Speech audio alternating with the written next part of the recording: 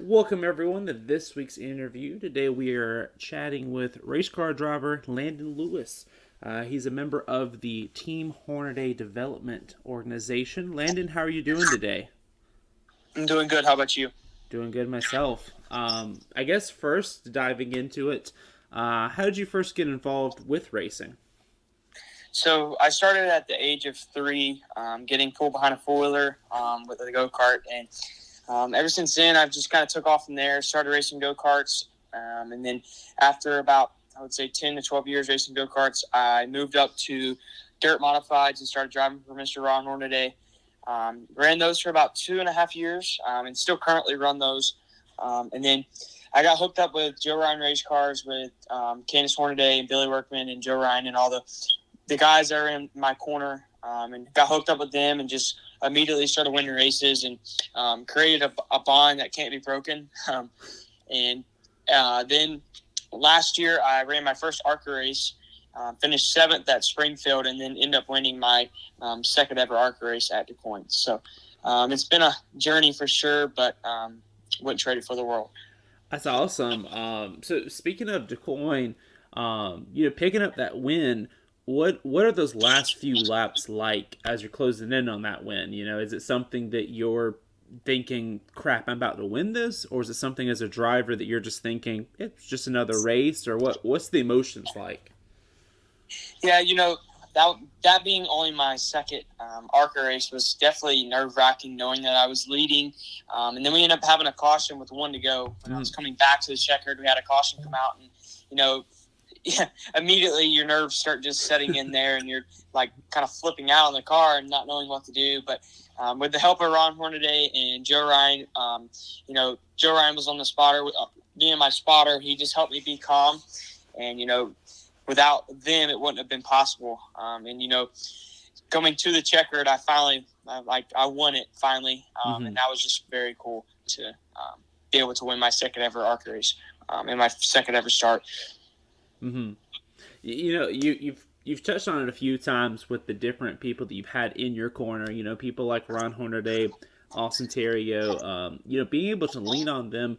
What does that mean as a racer to have folks like that that you can lean on, and that they're gonna give you the advice? Because they've been where you're at and all. Yeah, it's huge. It's almost like a help to get you where you know what's going to come up next, and they're just a huge help because they've been there and they've done that, and they've lived their dreams, and they've Mr. Ron Hornet, he's a 4-time Truck Series champion, so he's definitely one to look up to, and to have him in my corner is huge because he helps me in all the situations that he knows I'll be in one day. So just having him and Austin Terrio in my corners is very huge in my racing career. That's awesome. With the 2022 season here right now, what are your goals for throughout this year? And at the end of this year, what are things that you want to have been able to achieve? Yeah, last year was my breakout year. I had an awesome year and able to win ARCA race, and I ended up doing the trifecta for the U.S. Legend cars, ended up winning the dirt, asphalt, and road course championships. So that was pretty cool. Going into this year, I just want to have another year where it's all about learning, and just I want to learn more about the ARCA cars and hopefully run 2 or 3 races in the ARCA cars and just learn more about them. And then, of course, in the Legend cars, I want to go out and now that I've moved up into another division, I want to go out and win again and just be very competitive everywhere we go. And this year we've already started off really strong. Ended up winning the road course championship down in Florida. So we've just started this year off very strong, and I'm already proud of my team with Joe Ryan Race Cars for what they've already done for me this year. That's awesome. So finally, out of all of the thousands of race cars that have hit a NASCAR track, do you have a favorite or two NASCAR paint schemes? Ooh, that's a tough one.